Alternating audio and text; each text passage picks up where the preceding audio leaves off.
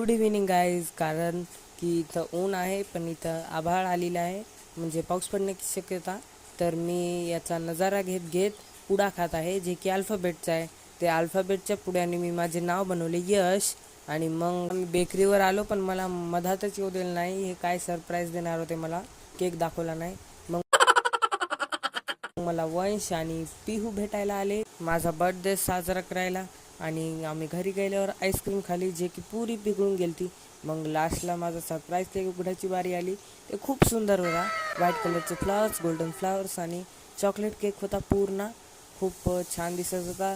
एक मधात चॉकलेटची चिप पण होती अशी, म्हणजे मग माझा बड्डे चालू झाला.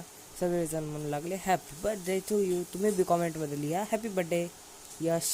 आणि मग बड्डे झाल्यावर आम्ही पावभाजी खाल्ली.